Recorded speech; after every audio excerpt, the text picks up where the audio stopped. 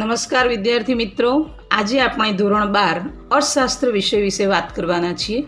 અર્થશાસ્ત્ર વિષયનો વિષય કોડ છે 022.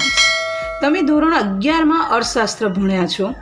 કદાચ કોઈ વિદ્યાર્થીઓને ધોરણ 11નું અર્થશાસ્ત્ર અઘરું લાગ્યું હોય તો ચિંતા કરવાની કોઈ જ જરૂર નથી, કારણ કે ધોરણ 11ના અર્થશાસ્ત્ર કરતાં ધોરણ 12નું અર્થશાસ્ત્ર એકદમ સહેલું છે, એકદમ અલગ જ છે. આજે આપણે અર્થશાસ્ત્ર વિષયની પરીક્ષાનું પરિરૂપ એટલે કે બ્લુ પ્રિન્ટ જોઈશું. અર્થશાસ્ત્રમાં આપણને પરીક્ષામાં 5 વિભાગ પૂછવામાં આવે છે: A, B, C, D અને E. A વિભાગ 1 માર્ક્સનો, B વિભાગ પણ 1 માર્ક્સનો, એટલે કે તેમાં પૂછાતા પ્રશ્નો 1 માર્ક્સના. ટોટલ તેમાં વિભાગ એમાં 10 MCQ આપણને પૂછવામાં આવે છે અને 10 માર્ક્સ હોય છે. વિભાગ બીમાં 1 વાક્યમાં જવાબો આપણે આપવાના હોય છે અને તેમાં 10 પ્રશ્નો હોય છે, એટલે તે પણ 10 માર્ક્સનો છે. વિભાગ સીના અંદર માંગ્યા મુજબ પ્રશ્નનો જવાબ આપણે આપવાનો હોય છે, તે 2 માર્ક્સનો હોય છે એક પ્રશ્ન, અને તેમાં ટોટલ 14 પ્રશ્નો હોય છે, એટલે કે 28 ગુણનો વિભાગ સી છે.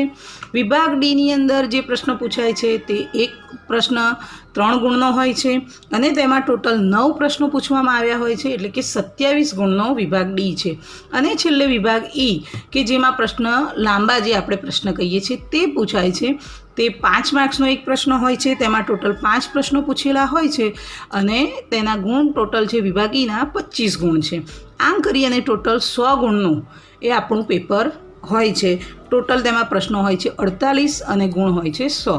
હવે આપણે પ્રકરણ દીઠ વાત કરીએ તો અર્થશાસ્ત્રમાં પહેલું પ્રકરણ છે અર્થશાસ્ત્રમાં આલેખ. આલેખમાંથી આપણને MCQ એક પણ નથી પૂછાતો. વિભાગ બીનો 1 પ્રશ્ન, સીના 2 પ્રશ્ન અને ડીનો 1 પ્રશ્ન. આમ કરી અર્થશાસ્ત્રમાં આલેખ પ્રથમ પ્રકરણમાંથી આપણને ટોટલ 8 ગુણનું પૂછાય છે. એ જ રીતે હવે બીજા પ્રકરણ તરફ જઈએ. બીજા પ્રકરણનું નામ છે વૃદ્ધિ અને વિકાસ. તેમાંથી આપણને 2 MCQ પૂછાય છે. એક વાક્યમાં જવાબ પૂછાય છે, સીની અંદર 2 પ્રશ્નો પૂછાય છે, ડીમાં 1 પ્રશ્ન પૂછાય છે. તેના કુલ ગુણ છે 10. હવે ત્રીજું પ્રકરણ નાણું અને ફુગાવો. તેમાંથી આપણને એક MCQ પૂછાય છે. બીમાં એક પણ પ્રશ્ન ત્રીજા ચેપ્ટરનો નથી પૂછાતો. સીમાં આપણને 1 પ્રશ્ન પૂછાય છે અને ડીમાં 1 પણ નથી. ઈની અંદર નાણું અને ફુગાવામાંથી 1 પ્રશ્ન આપણને પૂછાય છે, એટલે ટોટલ 8 માર્ક્સનું પૂછાય છે. હવે અહીંયા મેં સ્ટાર કરેલો છે. સ્ટારનો મતલબ છે અહીંયા તમને ઓપ્શન મળશે, એટલે કે આની અથવામાં બીજો એક પ્રશ્ન તમને મળી રહેશે. પ્રકરણ 4 બેન્કિંગ અને નાણાકીય નીતિ. તેમાંથી આપણને MCQ વિભાગ બીમાં 2 પ્રશ્ન, વિભાગ સીમાં 1 અને વિભાગ ડીનો 1 પ્રશ્ન. અહીંયા પણ સ્ટાર કરેલો છે, એટલે અહીંયા પણ તમને ઓપ્શન મળી રહેશે. ટોટલ 8 ગુણનું આપણને ચોથા પ્રકરણમાંથી પૂછાય છે. 5મા પ્રકરણ તરફ આગળ વધીએ. 5મા પ્રકરણનું નામ છે ગરીબી. તેમાંથી તમને MCQ પૂછાય છે. 2 પ્રશ્નો 1 વાક્યના પૂછાય છે, એક સીમાંથી પૂછાય છે અને ઓપ્શન પણ આપણને ત્યાં મળે છે, એટલે કે અથવા મળી રહે છે. ડીમાં આ પ્રકરણમાંથી 1 પણ સવાલ નહીં અને ઈમાં પાછું આપણને 5 માર્ક્સનો એક સવાલ આ પ્રકરણમાંથી મળે છે. આમ કુલ 10 માર્ક્સનું આપણને ગરીબીવાળા પ્રકરણમાંથી પૂછાય છે. 6થું પ્રકરણ છે બેરોજગારી. બેરોજગારીમાંથી MCQ તમને 2 પૂછાય છે, એક વાક્યમાં સવાલ 1, સીમાં 2 પ્રશ્નો પૂછાય છે અને અથવાનો ઓપ્શન તમને ત્યાં મળી રહે છે. એ જ રીતે ડીમાંથી 1 પ્રશ્ન પૂછાય છે અને ટોટલ 10 માર્ક્સનું પૂછાય છે. 7મું પ્રકરણ છે આપણું વસ્તી. વસ્તીમાંથી 1 MCQ, એક વાક્યનો, સીમાંથી કોઈ જ પ્રશ્ન નહીં, ડીની અંદર 1 પ્રશ્ન અને અગેન અહીંયા આપણને પાછો 5 માર્ક્સનો એક ગુણ, એક સવાલ એ વસ્તીમાંથી મળી રહે છે અને સાથે સ્ટાર છે, એટલે કે અથવા પણ તમને મળી રહે છે. આપણા અર્થશાસ્ત્રમાં એક પ્રશ્ન આલેખનો પૂછાય છે, એટલે કે તમારે આલેખ દોરવાનો હોય છે અને તેનું વિશ્લેષણ કરવાનું હોય છે. એ પ્રશ્ન વસ્તીવાળા પ્રકરણમાંથી પૂછવાની શક્યતા વધારે રહે છે. તો વસ્તીવાળા પ્રકરણના આપણને ગુણભાર મળે છે 10. પ્રકરણ 8 કૃષિ ક્ષેત્ર. કૃષિ ક્ષેત્રમાંથી આપણને MCQ કે વિભાગ બીનો 1 પણ પ્રશ્ન નથી, સીમાં 1 પ્રશ્ન, ડીમાં 1 અને અહીંયા પણ આપણને એક 5 માર્ક્સવાળો પ્રશ્ન એ કૃષિ ક્ષેત્રમાંથી મળી જાય છે. કુલ ટોટલ 10 માર્ક્સનું કૃષિ ક્ષેત્રમાંથી પૂછાય છે. 9મું પ્રકરણ છે વિદેશ વેપાર.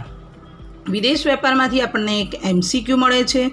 બીમાં કંઈ નહીં, સીમાં 2 પ્રશ્નો પૂછાય છે, ડીમાં 1 પ્રશ્ન અથવા સાથે પૂછાય છે અને એમ કુલ મળી અને 8 ગુણનું આપણને વિદેશ વેપારમાંથી પૂછાય છે. 10મું પ્રકરણ આપણું છે ઉદ્યોગ ક્ષેત્ર. ઉદ્યોગ ક્ષેત્રમાંથી MCQ નથી પૂછાતો. વિભાગ બીમાંથી 1 સવાલ, સીના 2 સવાલ અને ડીનો 1 સવાલ, એમ કરી 8 માર્ક્સનું આપણને ઉદ્યોગ ક્ષેત્રમાંથી પૂછાય છે. અને છેલ્લું 11મું પ્રકરણ આપણું ભારતીય અર્થતંત્રમાં નૂતન પ્રશ્નો. તેમાં એક MCQ, એક વિભાગ બી, સીમાંથી કંઈ નહીં, ડીમાં 1 પ્રશ્ન અથવા સાથે અને છેલ્લે ઈમાં આપણને 5 માર્ક્સનો એક પ્રશ્ન અહીંયાથી મળે છે. એટલે કે ટોટલ 10 માર્ક્સનું આપણને 11મા પ્રકરણમાંથી પૂછાય છે. આ ઉપરથી આપણે જોઈ શકીએ કે વિભાગ એમાં 10 પ્રશ્ન 10 ગુણ, વિભાગ બીમાં 10 પ્રશ્ન 10 ગુણ, સીમાં 14 પ્રશ્નો 28 ગુણ, ડીમાં 9 પ્રશ્નો 27 ગુણ અને ઈમાં 5 પ્રશ્ન 25 ગુણ, ટોટલ 48 પ્રશ્નો અને 100 ગુણ. અહીં આપણું પરિરૂપ પૂરું થાય છે.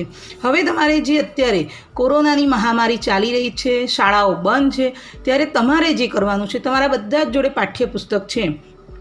આ પરિરૂપમાં જોઈ તમારે એ ધ્યાન આપવાનું છે કે કયા વિભાગમાંથી MCQ પૂછાય છે, કયા પ્રકરણમાંથી.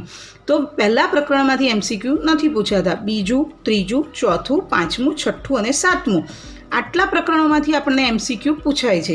ત્યારબાદ 8મામાંથી નથી, 9મામાંથી MCQ પૂછાય છે, 10મામાંથી નથી અને 11માથી MCQ પૂછાય છે. તો તમારા પાઠ્યપુસ્તકની છેલ્લે સ્વાધ્યાયમાં આપેલા MCQ એ તમારે તૈયાર કરી દેવાના છે. આપણે હવે નવું એટલે કે પહેલું પ્રકરણના વિડીયો સાથે ફરી મળીશું. ત્યાં સુધી ખુશ રહો, સ્વસ્થ રહો, બાય.